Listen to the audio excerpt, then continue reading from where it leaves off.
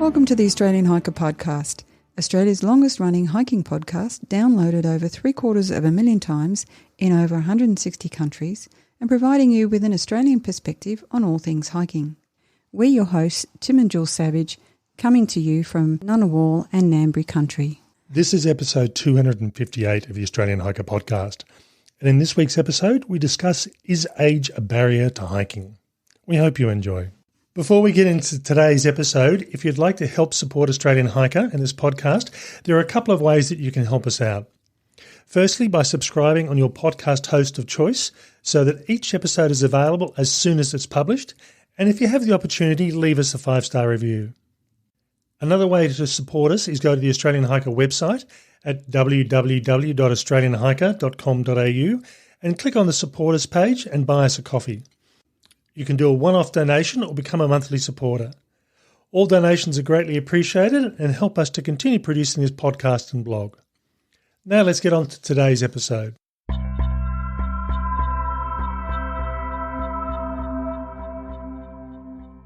Australian life expectancy has changed over the last century, and with it, our attitudes and views towards what is old and what can old people do.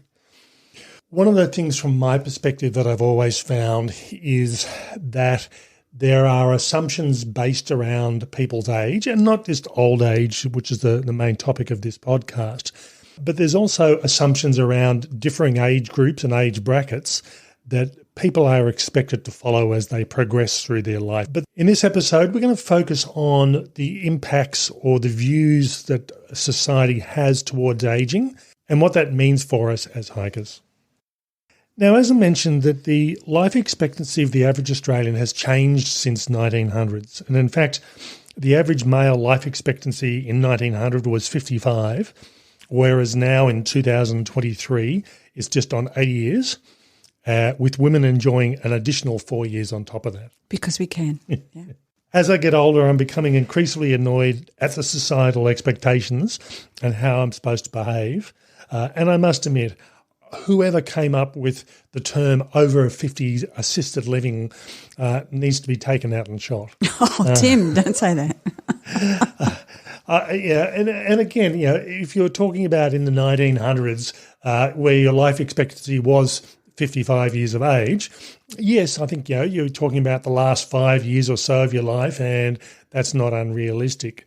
But these days, 50-year-olds have got at least on average 30 years to go before they reach the supposed end of their life.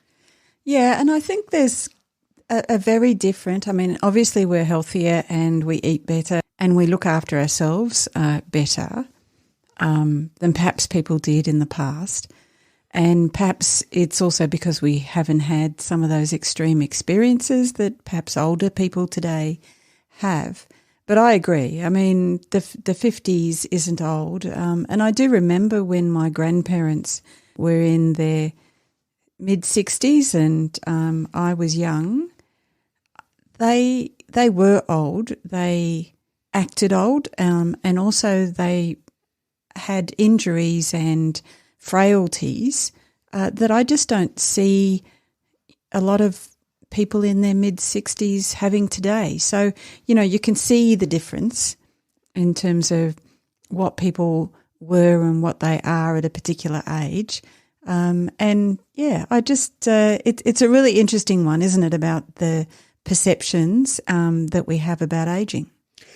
And I suppose starting off from early life, the expectation is we'll go to school, we'll leave school and either get a trade or get a job or go to university. Then we're expected to get married, have kids, buy a house. Maybe not buy a house anymore. But yeah, no, that's true. That's true.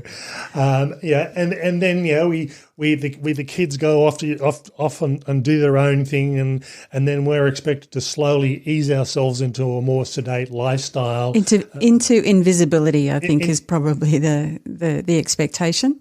And as we get older, we're expected to go into a retirement situation of some sort, whether it's a retirement home or whatever, and we're expected to need a lot more help than we would do earlier on. And while this may be true of some individuals, and again, there's nothing wrong with the expectations that society place on us, but it doesn't mean that it's necessarily the only route or path that we have for us. One of the things that I found with my mother, who passed away around about 5 years ago, was that she was a very active individual as an adult. And as she aged, she just stopped doing anything physical and became very frail because of that. There were some circumstances surrounding that, though, wasn't there? I mean, she did have a couple of falls. Some of her friends that she used to walk with were unable to walk anymore, so she walked less. And then that just kind of compounded into, more frailty and more falls. Yeah. But it's certainly, you look at medical science these days, they're now saying that a loss or a lack of physical exercise and activity is a contributor to things like the brain diseases, Alzheimer's and others. And again, it's just something we just tend to do. We become more sedate as we get older, as a generalisation. It's almost like a bit of a self-fulfilling prophecy. We do start having more falls as we get older, but because we stop doing any exercise and lose that physical fitness.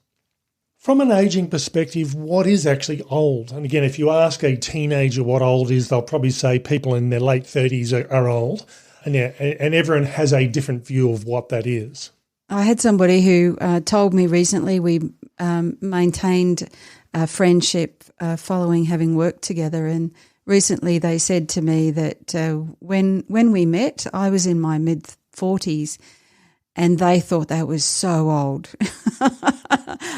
I'm not sure why they were telling me that now, but anyway. So again, the perception about age is a societal thing. And as I said, they're going back to the over 50s assisted living. The assumption is that you get to an age where you need a bit of help because you turn 50. And as I said, that might have been true 20, 30, 40, 50 years ago, but these days 50 is by no means old. But it does depend on the individual. It depends on the medical conditions people have. And this was another thing that did surprise me. I go to a doctor reasonably regularly. And one of the funny looks I often get is the question they asked is, if I go to a new doctor, what medications you're on because I am over 50. And they seem really surprised when I say nothing. The assumption seems to be that if you're over 50, you are on at least one medicine on a permanent basis, if not multiple medicines. It's an interesting question because I've been asked that question too. And when I say nothing, no prescription medicines, the sort of follow-up is, are you sure? It's like, well, I got myself here and I can answer these questions. So it is that people don't believe it. And, the person that's asking me the question is kind of a similar age. And I'm just thinking, this is a weird thing. A lot of people often talk about, 50 is the new 40 and 60 is the new 50. And I think that's the thing. We've gotten to a stage where our medical health profession is keeping us fairly healthy. We are living typically healthier, more active lives as a generalisation. As I said, our lifespans are getting longer, which should mean that we should be able to maintain a level of physical activity for much longer as well. Well, it's an interesting one because, out of the top 10 chronic diseases, Australians aren't faring too well. On average, about 30% of the population has two or more of them. So, that's not a good look. We're not as healthy as we'd like to think, but it does seem to be that there's a big divide between those who are really healthy and those who are suffering from those chronic diseases. So I think it's, rather than talking about age specifically, I think it's more about talking about the individual and saying what is the individual capable of. Just because you happen to be a certain age doesn't mean that you've got to go and sit in a chair all day and watch TV. I do that now because that's a choice, not because I necessarily feel like I that's what I have to He's be doing. looking at me, waiting for me to point out the fact that, yes, he does stream a lot of TV, a lot of shows. So I think the whole concept of, when is it too late to start hiking, it probably comes in through here. And I think over 2020 to 2022 in particular with COVID, a lot of our exercise ability was curtailed, but we did have the opportunity, even if it doesn't seem to matter what city or town you lived in, that you were at least allowed to be within a certain distance from home and could get out and about and walk around the neighbourhood. And that was one of the biggest things that I noticed because I continued to walk to work because we were allowed to do that in our city, and when we weren't in lockdown. But certainly I noticed so many more people getting out and walking, even if it was just around the city. And when I went out bush, which during the earlier lockdowns we were allowed to do, there was so many more people out and about than what I would normally expect. I don't think those numbers have continued though. So my observation is that, we did see people out and about because they couldn't go and do other things. And so they were in the streets and they were in our local reserves. Now I'm hopeful that they've kept up some other kind of activity and they might be doing different kind of activity, but I'm not so sure that that's necessarily the case. Now, hiking in itself is best described as a low-impact sport. I mean, it's not like running where you've got your body weight impacting on your legs as you're hitting the ground. Really, walking is probably about as low impact as you get, unless you're carrying a really heavy pack. But if you manage your pack weight, if you choose the location and the walks that you do, potentially it has a relatively low impact on your body as such, and it's a good impact as well because you're not stressing your heart if you potentially have a heart condition. Your joints are generally good, although certainly from my perspective, walking downhill is not my favourite thing. So it is a good exercise to continue on, even if the more impactful sports become less available as you do get older.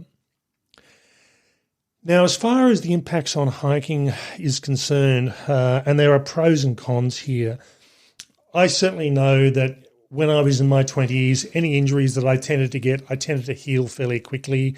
I was probably at my fittest when I was in my late teens. I think it's all downhill from here. It's all downhill, yeah. I think when I was around about 17 years of age, I had 4% body fat, and I was doing a huge amount of exercise on a regular basis, just with all the sport and activity that I was going through and doing. As I've gotten older, the team sports have pretty much disappeared. They become a hard thing to sort of maintain, but certainly, again, hiking and walking is something that you can do by yourself. You don't have to do it necessarily with other people. And it's the ability to keep on walking and keep on hiking is one of the pros. So apart from my ability not to heal, so if I do injure myself on trail, it does take me a bit longer to recover. And I suppose I have also got, I've noticed over the last 5 years or so, when I did the Bibbulmun Track in 2018, that was 1,000 kilometres over 5 weeks. I was walking at speeds with a fully loaded pack, roughly at around about 4.5 to 5 kilometres per hour, day in, day out. I found that really easy to maintain. Although I'll be honest, it took me until about the third week until my fitness had really reached its peak on that hike. These days, I don't walk as fast. I've never been the fastest walker. There's always been a lot of younger people in particular who will always pass me on trail. How's your limp going, Tim? And those of you that would have seen any videos of me walking will notice that I do have a limp. But this is because of a series of injuries that I've managed to collect all over my life. And it's taking a long time. It's taking a long time, but I'm sort of working out what I need to do about that. And in some respects, it's also psychological, if you like. I find that I have less of an issue with the limp when I've got a fully loaded pack because I'm forced to put the weight on my right leg. Whereas when I don't have a pack on or a weighted pack on, I tend to favour my right leg and put all the effort into the left. So it's something that I'm working on, I'm working with, and certainly as the more I learn of what I need to do to maintain that, the easier it does become. Although, as I said, it is obvious if you look at me walking that I do have a limp. The other thing from a plus side is while I can't walk as fast, I can generally maintain a steady pace over multiple days. So I know that when I've been doing something like the Bibbulmun track, people would often go past me during the daytime, but I'd catch back up with them later in the day because I tended to do longer days. So, not as fast, but walking for longer. And that certainly, I found that my endurance is quite good in that respect. It's an interesting one. You've talked about your fitness and your ability to keep going. For me, as I get older, there has to be a point, and that mental connection with what you're doing is much stronger for me than it ever was. And if there isn't a point to being here, to doing this, I'm just not going to do it. I'll bail. It's not because I can't or I don't think I can. And it's just why? Why would I do it? So I think that's something as we get older, and I must agree on that respect that for me, time is a very valuable resource, and if you aren't enjoying what you're doing, there has to be a purpose for being there and doing that, whatever the activity happens to be. On the plus side, I think one of the things, so apart from an endurance perspective, which is something I've certainly built up over my life, I think I've certainly built up more experience over the years. I've got more knowledge about hiking than I would have had 10, 20, 30 years ago. I am able to find the easy ways of doing things. I've got my gear dialed into a point where I'm not carrying things that I don't need to be carrying, so I'm putting less stress on my body as a result. So I think in that respect, I'm able to make whatever hike I happen to be doing as efficient as I possibly can. And as a result, not because I'm babying my body, if you like, but certainly I'm conscious that I need to be wary of what I'm doing, taking my time and making sure that I am getting through whatever hike I'm doing in the easiest way that I possibly can. Yeah. For me, it's not about being easy or making it easy. It's a little bit about being smart about it for me. Yeah. And again, I'm with you. If I don't need something, I'm not going to carry it. We do without the coffee. We don't take a bottle of wine or any kind of version of wine with us on a hike, and that's part of being out on the trail.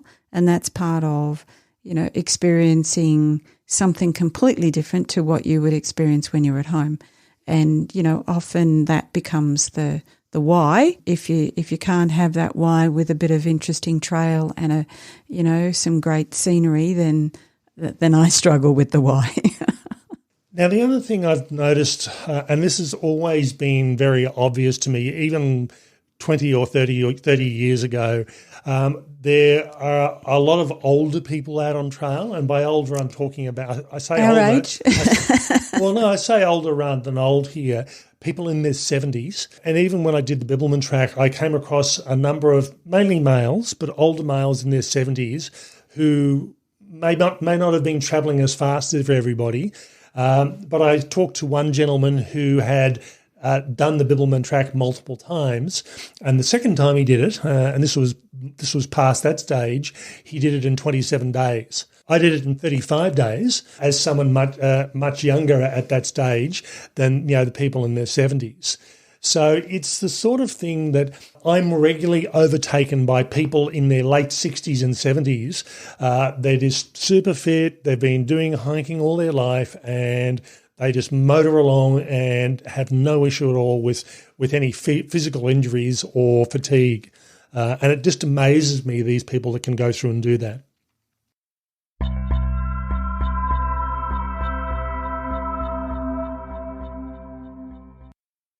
Now, if you go to the written version of this podcast, there is a link to a YouTube video for a US hiker whose name on trail is Nimble Will Nomad. He's in his 80s. He has done some of the American long trails multiple times, and pretty much that's what he does. He's retired. Pretty much what he does is long-distance hike. Now, he has slowed down in the last few years. I've listened to a later interview with him, and he said, he's not doing as many multiple trails as he used to. But he just keeps on going, and he loves what he's doing. He loves that this is what his life has become. Yeah, I think that's fantastic, and I think as we do get older, we just find the thing that works for us, depending on where we are and what kind of health issues that we have to work with and what kind of ambition that we have in terms of our hiking. And I suppose the answer to the question is, is age a barrier? Well, no, and it shouldn't be, and don't let it be. Yeah, I think to a great extent it is, as Jill said, unless there's some medical reason for it to be a barrier rather than you just happen to be older than everybody else, it shouldn't be a barrier. So for me, it falls into the category of you can't stop getting old. You don't have to be old. No, and I think that's the thing. There's if you are new to hiking or are thinking about getting into hiking and you're worried about age or health or whatever reasons, again, if it's a health issue, go and see a doctor. But start out easy. Pick some easy walks, pick some shorter walks, walk around the neighbourhood, and then start building up to that. If you're an experienced hiker like so many people I see on trail are, whatever your body is going to let you keep on hiking, keep doing it. Keep doing it. Yeah. And again, it might mean that you are doing things slightly differently. And I was talking to someone about a mutual acquaintance we have, and they said that as they've gotten older, they've started to carry a few more luxury items. So he was carrying one of the ultra lightweight camping chairs now, so he didn't have to get himself up off the ground. And I must admit, from me, my perspective, I'm always on the lookout for the appropriate rock or log, and I will spend an hour looking for a log that's just right, so I can go through and sit down and have a break. It drives me insane because this is how it goes. We're walking along, and it's during the next half hour, can you find a log or a rock to sit on? And it's the Goldilocks thing. It's got to be the right height, the right place, not too wet. It just goes on. Whereas I'll just squat anywhere. I'll park. I'll lean. Whatever, but not Tim. Seriously, we're going to have to film that one day because people will not believe what goes on to find the right spot for Tim to sit. It's an art form. It's frustrating. Okay, so ultimately what it comes down to, that age in itself is not a barrier to hiking unless there's some underlying condition that isn't necessarily age-related. So if you want to get out on trail, if you want to keep on hiking, if you want to start hiking, go for it. Okay, that's all for this week's episode. We hope you've enjoyed. That's all for me. Bye for now. And bye from me.